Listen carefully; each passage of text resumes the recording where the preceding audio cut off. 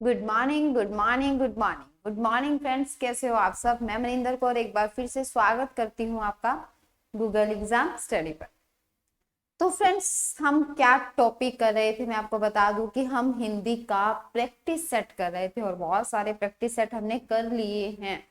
तो एक और प्रैक्टिस के साथ हम मिल रहे हैं। तो इसका तो आपको आंसर भी सामने सामने दिख रहा होगा, है ना? तो जल्दी से बता दीजिए भाई। क्वेश्चन है आपके सामने, गिरीश का सही संधि विच्छेद है। तो आंसर आपके सामने आपको दिख रहा है, बट क्यों है वो मैं आपको बता देती हूँ। गिरीश का सही संधि विच्छेद क्या होगा? अब देखो, गिरी प्लस में ईश, हमें इतना तो पता है। गिरीश, जहां बड़ी ई की मात्रा, बड़ी ई की मात्रा बन रही है गिरीश, ठीक है।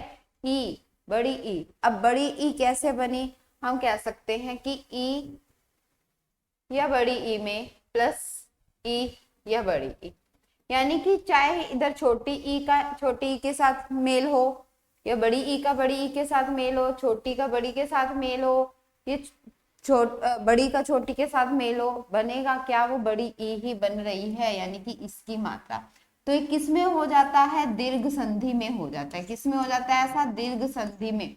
क्या क्या बनता है? बड़ी ई की बात कर रहे हैं, ऊ की बात कर रहे हैं, यानी कि जब बड़ा, दीर्घ का मतलब क्या होता है? बड़ा। तो जब बड़े की बात कर रहे हो तो वो क्या होती है? दीर्घ संधि होती है, यानी आ, ई और ऊ, ठीक है। यानी आ की मात्रा हम बड़ी ई की और ऊ की जहां पे ये दिख रहे हैं तो हम उसको कह देते हैं कि ये तो दीर्घ स्वर संधि है। स्वर संधि के 5 तरह के भेद होते हैं, 5 भेद होते हैं स्वर संधि के। तो जिसमें से हम इसको क्या कह देते हैं कि ये दीर्घ संधि है, ठीक है। अब बात आती है कि इसका सही संधि विच्छेद क्या होगा। तो अब देखो, किस पे डिपेंड करता है? गिरीश। कैसे? अब देखो, बड़ी ई बनानी है, और ये ई कैसे बनती है? ई या बड़ी ई या बड़ी ई, है ना? इन दोनों में से एक से बनती है। बात क्या होती है? अब देखो, हम कह रहे हैं कि इधर क्या आ जाएगा, यानी कि गिरी। गिरी, तो गिरी में कौन सी मात्रा होगी? छोटी ई होगी गिरी। अगर आपने इसको पढ़ रखा है कि गिरी, गिरी प्लस में ईश, तो गिरी में कौन सी मात्रा होगी? छोटी ई की होगी। ये ध्यान रखने वाली बात है। प्लस में ईश, ईश हमेशा क्या होता है? बड़ी ई से बनता है। ईश छोटी ई से नहीं बनेगा, ये भी ध्यान रखना है। ईश में कौन सी मात्रा आती है? बड़ी ई आती है।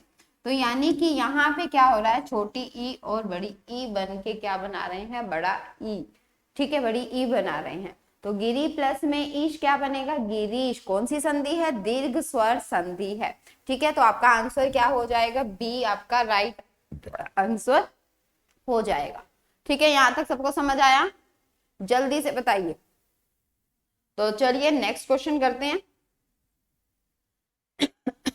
खिलाड़ी खेल में बहुत सी गलतियां करते हैं, रेखांकित पद विशेषण है। अब देखो, रेखांकित पद विशेषण दे रखे और रेखा को अंकित किया ही नहीं गया है। तो रेखांकित मैं कर देती हूँ, रेखांकित इसको कर देते हैं। तो खिलाड़ी खेल में बहुत सी गलतियां करते हैं, रेखांकित पद में विशेषण, विशेषण बताना है आपने। तो जल्दी से बताइए भाई, कौन बता देगा?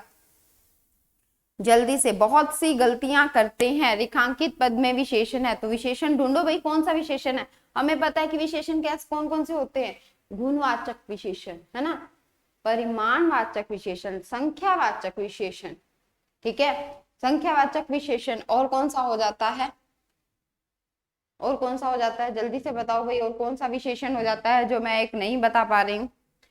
परिमाणवाचक, गुणवाचक, निश्चयवाचक, अनिश्चय परिमाणवाचक। देखो, परिमाणवाचक के 2 पार्ट होते हैं, संख्यावाचक के 2 पार्ट होते हैं, सार्वनामिक विशेषण के 2, सॉरी, सार्वनामिक विशेषण तो अलग हो जाएगा, ठीक है। नंबर 4 जो आ जाता है सार्वनामिक विशेषण हो जाता है, जिसको हम सांकेतिक विशेषण भी बोल देते हैं कई बार। अब देखो, बहुत सी गलतियां करते हैं, बहुत सी गलतियां करते हैं।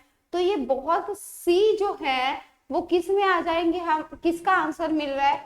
कितना या कितनी? कितनी गलतियां करते हैं भाई? बहुत गलतियां करते हैं, ठीक है। कितनी गलतियां? बहुत गलतियां। तो किस में आ जाएगा? ये परिमाणवाचक में आ जाएगा। और कौन सा परिमाणवाचक आ जाएगा इसमें? परिमाण क्या होता है भाई, जिस चीज को हम नाप तोल लेते हैं ना, उसमें वो कहते हैं हम परिमाणवाचक में आ जाएगा। ठीक है, तो अब कौन सा परिमाणवाचक है, ये अनिश्चित, क्योंकि हमें पता नहीं है। निश्चित तौर पे हम यह नहीं कहते कि 4 गलतियां की या 5 गलतियां की, हम कह रहे हैं बहुत सी गलतियां की, तो किस में आ जाएगा, अनिश्चित परिमाणवाचक। ठीक है, तो किस इसमें आंसर क्या आ जाएगा, अनिश्चित परिमाणवाचक विशेषण। ठीक है, यहां तक। चले नेक्स्ट क्वेश्चन पे। यस, तो अच्छा आंसर दे रखा है भाई, आंसर देख लीजिए। Next question please. यह धार्मिक पुस्तक है, यह धार्मिक पुस्तक है, रेखांकित पद में विशेषण, फिर विशेषण की बात हो रही है। अब जल्दी से बता दो, अब मैं नहीं बताने वाली, अब आप बता दो कि इसमें कौन सा विशेषण है। यह धार्मिक पुस्तक है, कौन सी विशेषण है यहाँ पर, परिमाणवाचक, गुणवाचक, निश्चयवाचक, अनिश्चित परिमाणवाचक। अब आप कहोगे कि रेखांकित, रेखा को अंकित तो किया ही नहीं गया, तो यहाँ पे रेखांकित मैं इसको कर देती हूँ, यह धार्मिक पुस्तक है, इसमें कौन सा विशेषण है। ठीक है, कौन सा विशेषण है। अब देखो, परिमाणवाचक विशेषण, गुणवाचक, निश्चयवाचक, अनिश्चय परिमाणवाचक। कैसी पुस्तक है, धार्मिक, कैसी, तो धार्मिक, तो यहाँ पे क्या हो रहा है, कैसे का आंसर मिल रहा है, तो जब कैसे का आंसर मिल रहा है तो किस में जाएगा, गुणवाचक में। गुणवाचक में जरूरी नहीं है गुणों की बात करें, आप गुणों की भी बात कर सकते हैं। ठीक है, जैसे हमने कहा था बुरा है, अच्छा है, तो वो किस में आ जाता है, गुणवाचक में आ जाता है। तो कैसी पुस्तक है, धार्मिक पुस्तक है, कौन सा आ जाएगा, गुणवाचक विशेषण। अब यहाँ पे मैं आपको एक और बात बता दूं कि अगर यही लिखा होता कि यह धार्मिक, यह पुस्तक, सॉरी, यह पुस्तक धार्मिक है, ठीक है, यह पुस्तक धार्मिक है, तो यहाँ पे उसने यह को अंडरलाइन कर देता कि बताओ, अब बताओ कि इसमें कौन सा विशेषण है। तो ध्यान रखना, अगर यह को ऐसे अंडरलाइन कर देता तो कौन सा विशेषण बनता, सार्वनामिक विशेषण। किस विशेषण की बात कर रहा होता तब हम कहते कि ये तो सार्वनामिक विशेषण की बात कर रहा है। ठीक है, तब हम बात करेंगे सार्वनामिक विशेषण की। क्लियर है, ये आपको पता चल गया सार्वनामिक विशेषण क्या होता है। ठीक, तो चलिए नेक्स्ट क्वेश्चन पे चलते हैं।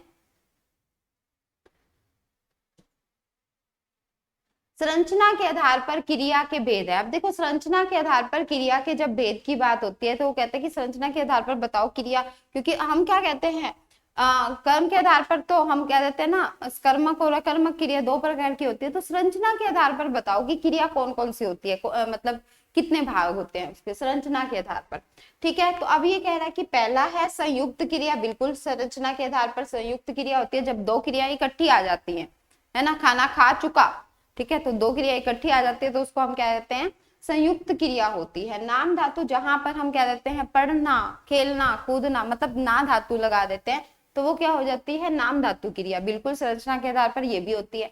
अब नेक्स्ट वो कह रहा है प्रेरणार्थक क्रिया भी होती है। हाँ, प्रेरणार्थक क्रिया भी होती है जब हम अपना काम खुद ना करके किसी से करवाते हैं तो वो कौन सी हो जाती है, प्रेरणार्थक क्रिया हो जाती है। ठीक है, पूर्णकालिक क्रिया। अब देखो, पूर्णकालिक क्रिया क्या होती है, जब एक काम खत्म करके हम दूसरा काम शुरू कर देते हैं। जैसे हम कह देते हैं वो खाना खाकर सो गया, खाना खाकर सो गया, तो खाना खाकर एक क्रिया हो गई, अब दूसरी क्रिया क्या होगी, सोने की क्रिया। तो यानी कि 2 क्रियाएं, बट एक पूरी हो चुकी, उसके बाद दूसरी शुरू हो रही है, तो उसको बोलते हैं हम पूर्णकालिक क्रिया।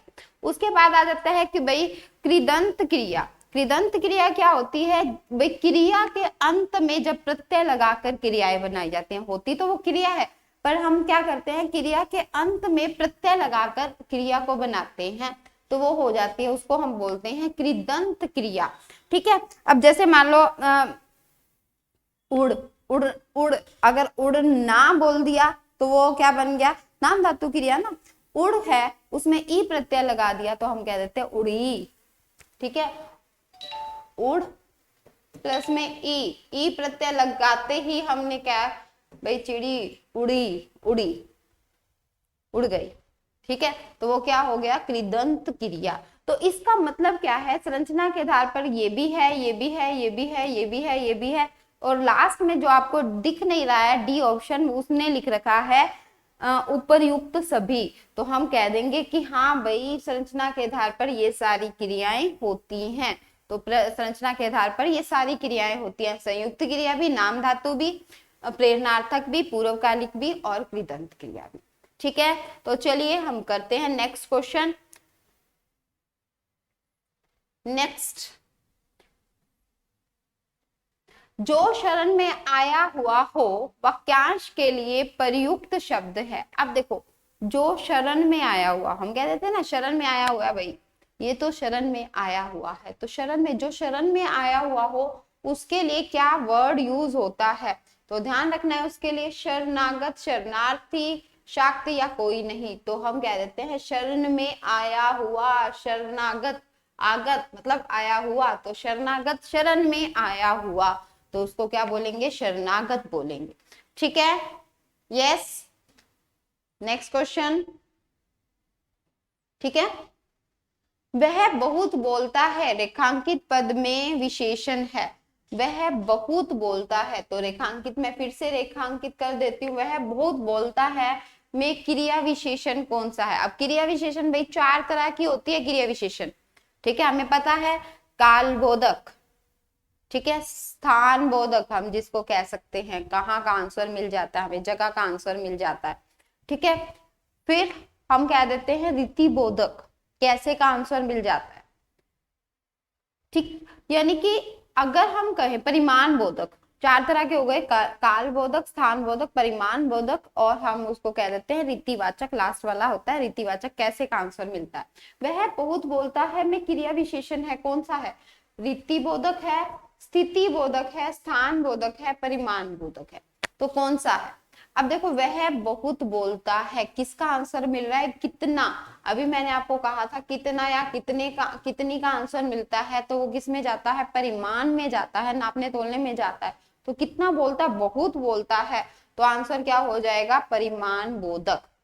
ठीक है, रीति बोधक में आंसर होता तो रीति बोधक में हम कह देते कैसे का आंसर मिल जाता, और जरूरी नहीं है कैसे के आंसर के साथ साथ तो और भी चीजें होती है रीति बोधक में, हाँ या नहीं। अगर मैं कहूँ कि हाँ गई थी, ठीक है, हाँ गई थी, तो वो रीति बोधक में आ जाएगा। तो इसकी बात क्रिया विशेषण का अच्छे से चैप्टर देख लेना, रीति बोधक के बताए हुए हैं भी क्या, एक तो हमें कैसे का आंसर मिल जाता है, और निश्चय वाले भी इसमें आ जाते हैं, या स्वीकृति और हम निषेध यानी कि मना कर दें किसी को, तो वो भी इसमें आ जाएगा।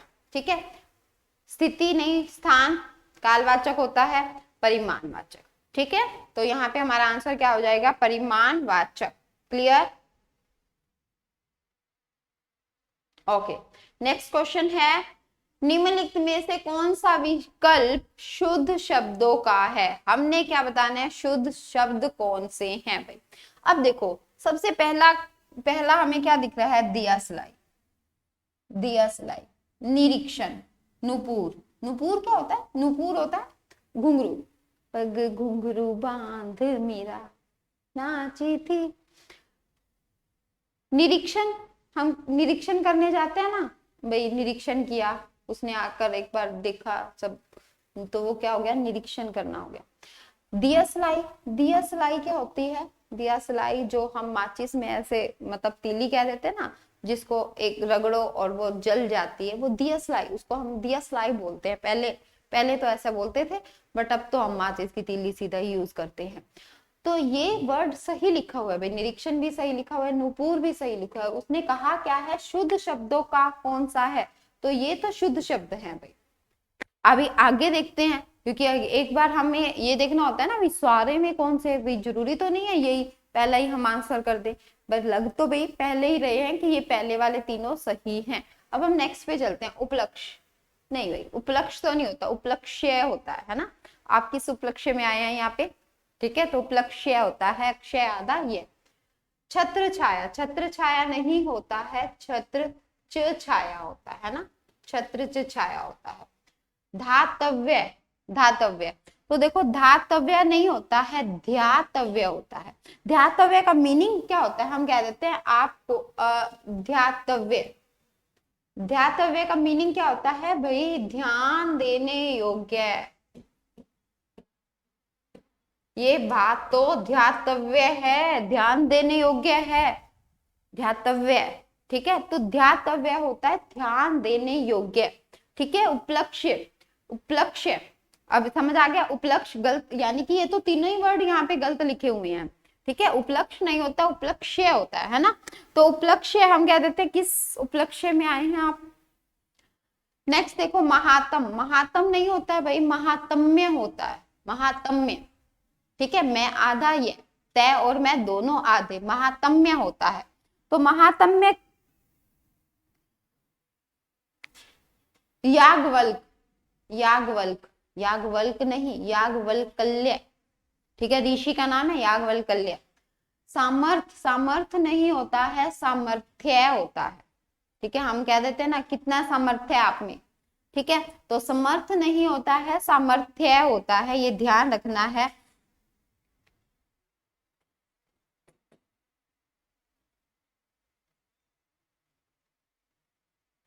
ठीक है, ठीक है। क्षमता, सामर्थ्य, कितना सामर्थ्य है आप में, कितनी क्षमता है आप में, कितनी योग्यता है आप में। अहोरात्रि, अहोरात्रि नहीं होता है भाई, अहोरात्रि, अहोरात्रि अहोरात्र होता है। अहोरात्र का मतलब क्या होता है, हर एक रात, हर मतलब समय, हर एक क्षण, पल की बात हो रही होती है। पहला नहीं होता है, पहला होता है, पहला, पहला। परदर्श, देखो प्रदर्शिनी, प्रदर्शिनी कैसे लिखा जाता है, तो जल्दी से बताओ भाई। प्रदर्शिनी नहीं होता है, प्रदर्शनी होता है। कैसे लिखा जाता है, प्रदर्शनी होता है,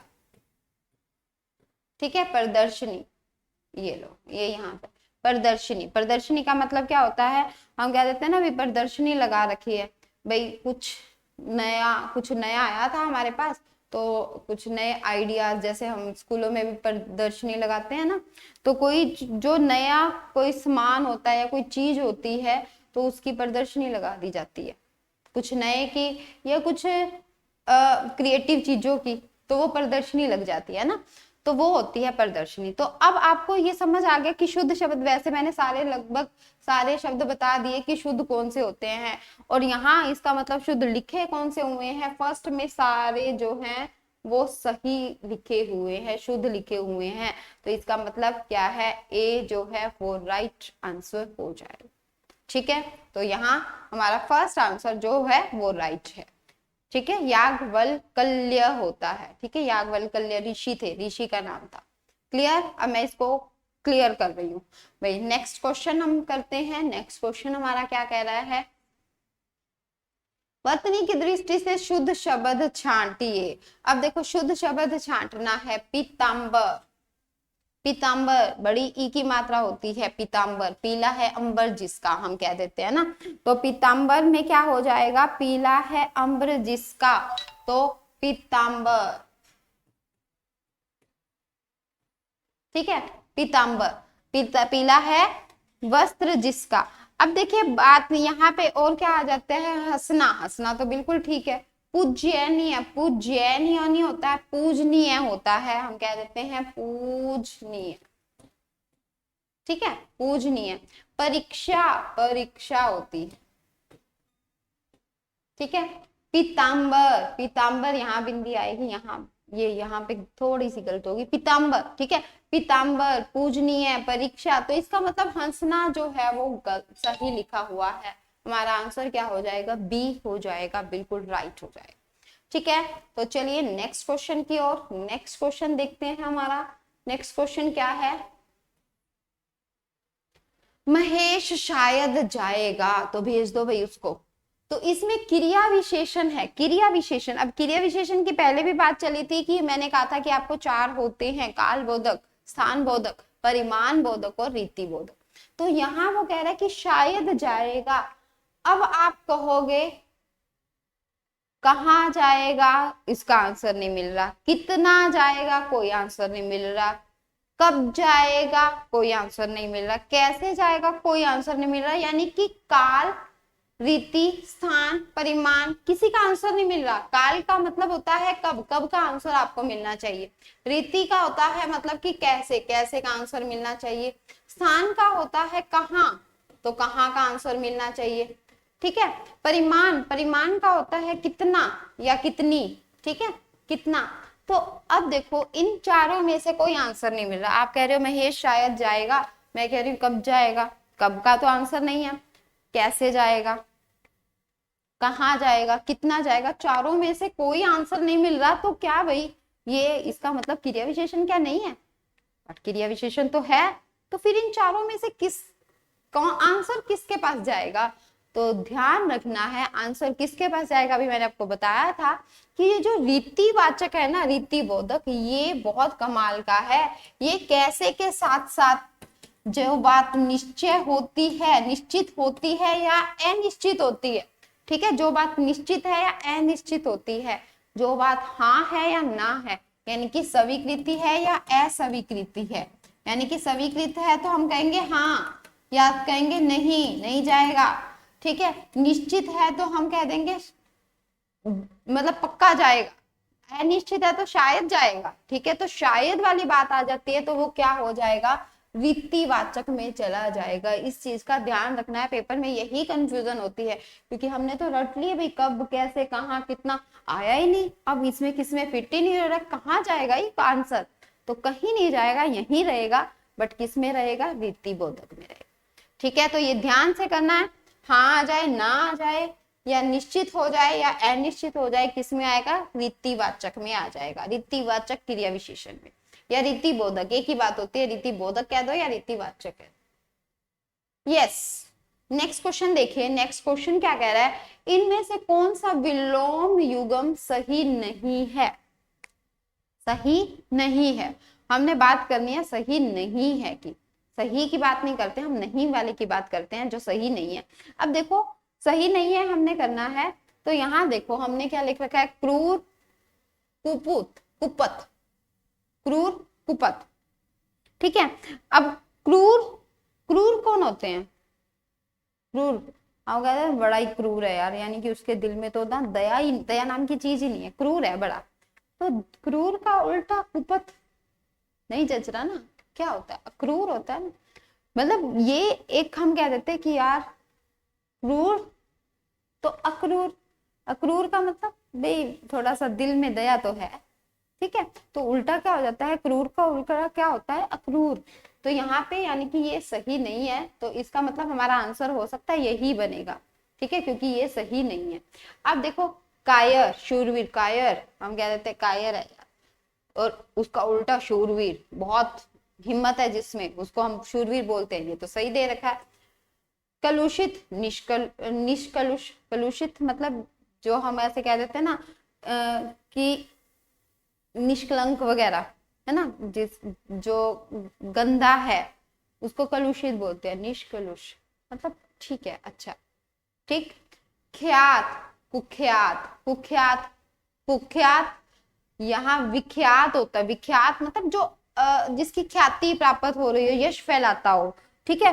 तो उसका उल्टा क्या होगा, कुख्यात, बिल्कुल, विख्यात कह दो या ख्यात कह दो, तो उसका उल्टा कुख्यात। कुख्यात होता है जो बुरे तरीके से प्रसिद्ध हो गया हो, यानी कि जिसकी बुराई प्रसिद्ध हो गई हो, उसको हम बोलते हैं कुख्यात, ठीक है। जो यश फैला रहा हो, जिसने अच्छी ख्याति प्राप्त, हम कह देते हैं ना उसने तो बहुत ख्याति प्राप्त कर ली, यानी कि उसका बहुत यश फैला हुआ है, ठीक है। तो इसका मतलब ये तीनों जो हैं वो सही हैं, जो सही नहीं है वो ये है, क्योंकि क्रूर का उल्टा क्या बनेगा, अक्रूर, ठीक है फ्रेंड्स। तो चलिए इसी क्वेश्चन के साथ हम पूर्ण विराम देते हैं अपनी वाणी को, तो नेक्स्ट सेशन में फिर से मिलेंगे नेक्स्ट क्वेश्चंस के साथ, ठीक है friends. Thank you, have a nice day, bye bye, take care.